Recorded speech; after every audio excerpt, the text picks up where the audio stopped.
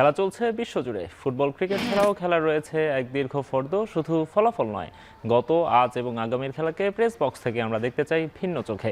সেই দেখাটাই দেখতে পাবেন এখন মাঠে। সঙ্গে আছি আমি, নোমান আব্দুল্লাহ। শুরুতে এক নজরে দেখে নেব ক্রীড়াঙ্গনের গুরুত্বপূর্ণ খবরাখবর।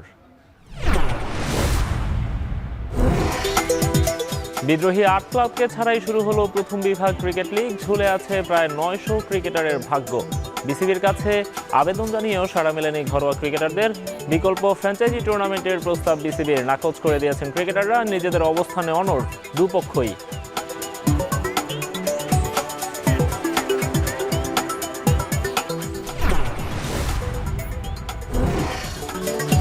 দীর্ঘ প্রতীক্ষার পর অবশেষে শুরু হচ্ছে নারী ফুটবল লিগ। ২৯ ডিসেম্বর শুরু এবারের আসর, চলবে ৩১ জানুয়ারি পর্যন্ত।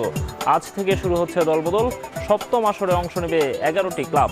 নারী ফুটবলারদের আর্থিক সংকট কাটানোর পাশাপাশি এশিয়ান কাপের প্রস্তুতির মঞ্চ হিসেবে আসরটিকে দেখছে বাফুফে। দর্শক, এতক্ষণ দেখছিলাম ক্রীড়াঙ্গনের গুরুত্বপূর্ণ খবরাখবরগুলো। আজকে আমরা আলোচনা করব ফার্স্ট ডিভিশন ক্রিকেট নিয়ে। আর এ নিয়ে কথা বলতে আমাদের সঙ্গে আছেন আমাদের সহকর্মী জুবায়ের আহমেদ। জুবায়ের, আপনাকে স্বাগত জানাচ্ছি আমাদের স্টুডিওতে। জুবায়ের, আমরা গতকাল দেখছিলাম যে আজকে থেকে ফার্স্ট ডিভিশন ক্রিকেট লিগ শুরু হয়েছে। এর মধ্যে গতকালকে আমরা দেখছিলাম যে এই শুরুটা নিয়ে একটা নানা রকম আলাপ আলোচনা চলছিল। ক্রিকেটাররা বিসিবিতে অবস্থান নিয়েছিলেন, সিসিডিএম এর প্রতিনিধিরা তাদের সঙ্গে কথাও বলেছেন। আপনি সেখানে ছিলেন, ম্যাচটা আপনি পুরো ঘটনাগুলো সাক্ষী ছিলেন। আমাদেরকে একটু বলবেন যে আসলে এই যে আজকে যে ফার্স্ট ডিভিশন খেলাটা শুরু হলো ৮টা ক্লাবকে ছাড়া, এই টুর্নামেন্টের ভবিষ্যৎ কি? ঘরোয়া ক্রিকেটের আসলে ভাগ্যটা কেমন বা কোন দিকে যাচ্ছে? ফার্স্ট ডিভিশন ক্রিকেটটা ২০ দলের, আর তার মধ্যে ৮টা দল খেলছে না। আজকের দিনে ৫টা নির্ধারিত ম্যাচ, তার মধ্যে ৩টে ম্যাচ ওয়াকওভার পেয়েছে প্রতিপক্ষ, 2টো ম্যাচ মাঠে গড়াচ্ছে। সম্ভবত এইটুকু তথ্যটা বলে দেয় যে ফার্স্ট ডিভিশন ক্রিকেট লিগের এবারের সিচুয়েশনটা কেমন হতে পারে। ক্লাব কর্তাদের সঙ্গে যতটুকু কথা বলে জানা গেছে এবং আমরা যতটুকু জানি, প্রথম বিভাগ ক্রিকেটটা হয় আরও পরে। শুরুটা হয় তৃতীয় বিভাগ দিয়ে, তারপর দ্বিতীয় বিভাগ, তারপরে প্রথম বিভাগ। প্রথম বিভাগটা আগে শুরু হওয়ার কারণে রেলিগেশন পদ্ধতিতে কারা যাবে বা প্রমোশনটা কি হবে সেটার একটা সংখ্যা থেকে গেল। তার সঙ্গে সবচেয়ে বড় যে প্রবলেমটা হয়ে যাচ্ছে, ৮টা ক্লাবকে যে আপনি রেলিগেশন, আমাদের যে সিসিডিএমের যিনি প্রেসিডেন্ট আছেন আদর রহমান দীপন, তিনি বলছেন যারা আসছেন তারা খেলবেন, যারা আসছেন না তারা রেলিগেটেড হবে। ৮টা টিমকে যদি সেকেন্ড ডিভিশনে নামিয়ে দেওয়া হয়, তাহলে সেকেন্ড ডিভিশনের লিগ কাঠামোটা কি হবে? সেকেন্ড ডিভিশনে জানি বিদ্রোহের সংখ্যা আছে, প্রায় ১৫ থেকে ১৬টা ক্লাব সেকেন্ড ডিভিশনে তারা খেলছে না। তাহলে সেকেন্ড ডিভিশনে যারা খেলছে না তাদেরকে যদি তৃতীয় স্তরে নামিয়ে দেওয়া হয়, তাহলে তৃতীয় স্তরের লিগ কাঠামোটা কি হবে? পুরো প্রসেসটাই, কারণ পুরোটা একটা চেইনের মতো। যখন একটা জায়গাতে ভাঙন ধরছে, তখন পুরো চেইনটাই ধীরে ধীরে কলাপস করছে। রাইট। ফার্স্ট ডিভিশনের শুধুমাত্র যদি আমরা সর্বশেষ যে খবরটা জানতে পেলাম, প্রিমিয়ার লিগেও বিদ্রোহের ব্যাপারগুলো আছে। ৮টা ক্লাব আগে থেকে বিদ্রোহের নাম লিখিয়েছিল, আরও একটা ক্লাব যুক্ত হচ্ছে বলে আমরা কিছুক্ষণ আগে জানতে পেরেছি।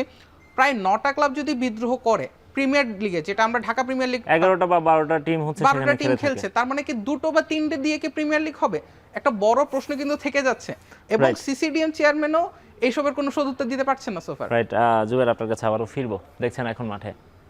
জুবের, আপনি যেটি বলছিলেন যে এই যে পুরো চেইনটা ভেঙে পড়লো, যেখানে আপনি শেষ করেছেন যে প্রিমিয়ার লিগ তাহলে কয়টা দল নিয়ে হবে, আপনি বলছেন যে এই যে 12টা দল খেলছে এখন ফার্স্ট ডিভিশনে আজকে, তারা ছাড়া বাকি যারা আছে তারা রেলিগেটেড হয়ে যাবে। তার মানে হচ্ছে অটোমেটিক আপনি রেলিগেটেড টিম পেয়ে যাচ্ছেন। এর মানে যে 12টা দল খেলছে, এই 12টা দলই পরের বছরও থাকবে। এদের কাছ থেকে, এদের মধ্য থেকে আপনি আর রেলিগেট তো করতে পারবেন না। এবং সবচেয়ে বড় কথা, এদের মধ্যে তাহলে প্রিমিয়ার লিগের প্রমোশন কারা পাচ্ছে? এক্স্যাক্টলি। আমার তাহলে লিগ কাঠামোটা কিভাবে চলছে? পুরো প্রসেসটাই এমন যে সিসিডিএম গতকাল ট্রফি উন্মোচনের পরপরই সিসিডিএম বলেছিলেন যে তিনি আশাবাদী, তিনি আজকের দিন পর্যন্ত দেখতে চান যে কারা খেলতে আসছে। ওনার খেলা মাঠে গড়িয়ে গিয়েছে, মানে টুর্নামেন্ট শুরুর দিনে আপনি দেখবেন যে কারা আসছে কারা আসছে না। আলটিমেটলি সিসিডিএম এর সিচুয়েশনটা এখন এমন যে তারা সেটাই করতে যাচ্ছে। সবচেয়ে বিস্ময়কর ব্যাপার, সিসিডিএম বলছে তারা ক্লাবগুলোর বয়কটের কোনো চিঠি পায়নি, তারা পেয়েছে একটি উকিল নোটিশ। এবং আদনান রহমান দীপন, যিনি একজন বিসিবি পরিচালকও বটে, সিসিডিএম এর প্রেসিডেন্ট, তিনি বলছেন তাদের কাছে যে কোনো উকিল নোটিশ এসেছে এবং চিঠি যেহেতু আসেনি, সেটা সিসিডিএম এর গঠনের মধ্যে পড়ছে না। কিন্তু বলে রাখা দরকার, বিদ্রোহী ক্লাবগুলোর পক্ষ থেকে চিঠি দেওয়া হয়েছিল বিসিবিকে, বিসিবি সিইও সেটা রিসিভ করেছেন। তার মানে আর সিসিডিএম তো বিসিবিরই একটা পার্ট, একটা এবং part। আদনান রহমান দীপন যিনি সিসিডিএম চেয়ারম্যান, তিনি নিজেও কিন্তু বিসিবির ডিরেক্টর। আমরা আবারও তার কথাও ফিরবো, ক্লাবগুলো কি বলছে সেটিও জানবো, তার আগে ছোট্ট একটা বিরতি নিব। এখন মাঠে দেখছেন এখন মাঠে। জুবাইর, আপনি বলছিলেন যে বিসিবি পরিচালক দীপন তিনি একই সঙ্গে সিসিডিএম এরও চেয়ারম্যান, তো নোটিশটা তো তার কাছেও যাওয়ার কথা, তিনি পাওয়ার কথা, তিনি এটা অস্বীকার করার সুযোগ কি আছে? তিনি বলেছেন যে তিনি এই ব্যাপারে বিসিবির সঙ্গে কোনো ধরনের কথা বলেননি, এবং তার তিনি এক পর্যায়ে ব্যর্থতা স্বীকার এটা কি করেন। দায়িত্বশীল কোনো ব্যাখ্যা হলো? এটা কোনোভাবে দায়িত্বশীল ব্যাখ্যা না, এবং তিনি নিজেও স্বীকার করেছেন যে তিনি এই জায়গাটা খুব বেশি দায়িত্বশীল পরিচয় দেননি, এবং তিনি স্বীকার করেছেন যে আমরা এই ব্যাপারে কোনো খোঁজ নেইনি। তাহলে অ্যাকচুয়ালি সিসিডিএম প্রেসিডেন্ট তার ক্লাবগুলোর ব্যাপারে কতটা সচেতন সেটা নিয়ে কিন্তু একটা সংখ্যা থেকে যাচ্ছে। এক্স্যাক্টলি, তার মানে হচ্ছে যিনি সিসিডিএম এর চেয়ারম্যান তিনি স্বীকার করে নিলেন, আমরা বুঝলাম তিনি স্বীকার করে নিয়েছেন, কিন্তু আলটিমেটলি তো ঘরোয়া ক্রিকেটের ক্ষতিটা হয়ে গেল। আমরা আপনার কাছে এই নিয়ে আলোচনায় ফিরবো, তার আগে আরেকটা বিরতি নিব। এখন মাঠে নিচ্ছে একটা বিরতি, ফিরছি একটু পরেই।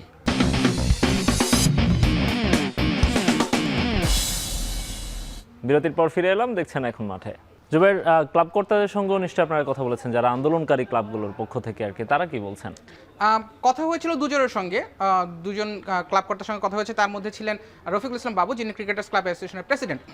তিনি আমাকে বলছিলেন যে তাদের পক্ষ থেকে চিঠিটা দেওয়া হয়েছিল, তবে সেটা বিসিবির সিইওর কাছে, এবং তার যুক্তিটাও আমাদেরকে কিন্তু মেনে নিতে হচ্ছে যে একটা প্রতিষ্ঠান প্রধানের কাছে যখন চিঠিটা দেওয়া হচ্ছে, প্রতিষ্ঠানের সিইওর কাছে যখন চিঠিটা যাচ্ছে, সেটা কিন্তু আলটিমেটলি বিসিবির সকল পরিচালকেরই সে সম্পর্কে জানার কথা, এবং আদনান রহমান দীপনও পরিচালক হিসেবে সেই চিঠি সম্পর্কে জানার কথা। কিন্তু আদনান রহমান দীপন সংবিধান কিংবা গঠনতন্ত্রের দোহাই দিয়ে যে ক্লাবগুলোর চিঠিটাকে না পাওয়ার ব্যাপারটাকে যিনি বলছেন, রফিকুল ইসলাম বাবু এবং ক্লাব কর্তা বাকি যারা আছেন তার প্রত্যেকেই পুরো বিষয়টাকে ডিনাই করছেন যে এটা এভাবে চলতে পারে না, প্রফেশনালিজম। রাইট জুবাইর, ফিরবো আবারও। জুবাইর, ক্লাব কর্তাদের মধ্যে কি আপনি কোনো নমনীয়তার চিহ্ন দেখেছেন কিনা, বা তারা কি কিছুটা নমনীয় হচ্ছেন কিনা ক্রিকেটারদের কথা চিন্তা করে? অ্যাটলিস্ট ক্লাব কর্তারা বরাবরই একটা কথা বলে আসছেন যে তারা সবসময় ক্রিকেটারদের স্বার্থ দেখে আসছেন, এবং তারা ক্রিকেটারদের পাশে থাকবেন, এবং তারা মাঠে ক্রিকেট ফেরাতে খুবই উৎসুক। কিন্তু সেখানটায় বিসিবি তাদের সাথে কি ধরনের আচরণ করছে সেটা নিয়েও তাদের একটা প্রশ্ন আছে। রফিকুল ইসলাম বাবুর সঙ্গে যখন আমার কথা হচ্ছিল, তিনি আমাকে বারবার বলছিলেন যে ক্লাবগুলোকে বারবারই অসম্মান করা হচ্ছে, বিসিবি বিভিন্ন প্রোগ্রামে ক্লাবগুলোকে যথাযথ সম্মান দেওয়া হয়নি। সেই সঙ্গে যেভাবে লিগটা শুরু হচ্ছে, তৃতীয় বিভাগ, দ্বিতীয় বিভাগ, প্রথম বিভাগ, এই যে ফরমেশনটা আছে সেই ফরমেশনটা মেনটেন না করার কারণে ক্লাবগুলো তারা হীনমন্যতায় ভুগছে এবং সিদ্ধান্তহীনতায় ভুগছে। তারা আসলে কিভাবে খেলাটাকে চালিয়ে নেবে, তাদের খেলা ফরমেশনটা কি হবে, কোন ফরম্যাটে অ্যাকচুয়ালি ঢাকায় ক্রিকেটটা চলবে। সুতরাং সেই জায়গা থেকে ক্লাবগুলোকে খুব বেশি নমনীয় অবস্থানে আমরা দেখিনি গতকাল দিন। আপনার কাছে আবারও ফিরবো। জুবাইর, আমরা কথা বলছিলাম ক্রিকেটার এবং ক্রিকেটারদের ভাগ্য নিয়ে। বিসিবি এবং ক্লাব কর্তাদের দুই পক্ষের যে অনড় অবস্থান, সেটার কারণে ক্রিকেটারদের ভাগ্যে কি আছে এটা আমরা জানবো বিরতির পরে। আপনার সঙ্গে আবার আলোচনায় ফিরবো। এখন মাঠে নিচ্ছে আরও একটা বিরতি, ফিরছি একটু পরে।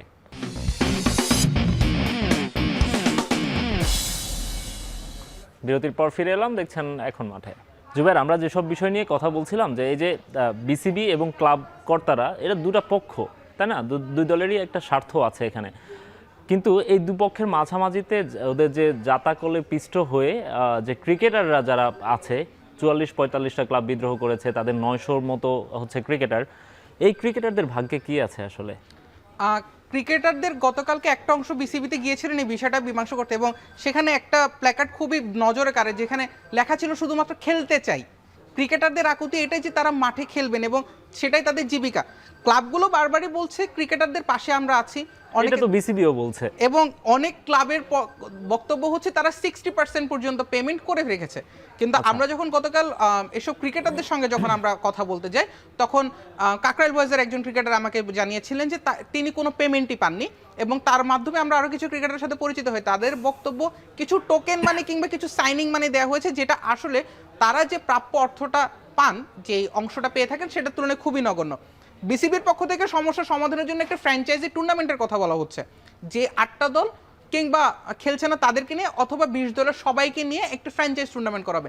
সেটাও কিন্তু ক্রিকেটাররা নাকচ করে দিয়েছেন, কারণ এই ফ্র্যাঞ্চাইজ টুর্নামেন্টটা কিন্তু ঢাকার যে প্রথম বিভাগ লিগ, দ্বিতীয় বিভাগ লিগ বা তৃতীয় বিভাগ লিগের যেই পেমেন্ট সিস্টেমটা, সেটার মতো নয়। এককালীন একটা অর্থ থাকবে এবং সেটার পরিমাণটাও খুব কম হতে পারে। সুতরাং সেই জায়গাটা থেকেও ক্রিকেটাররা কিন্তু খুব বেশি আশ্বস্ত হচ্ছেন না।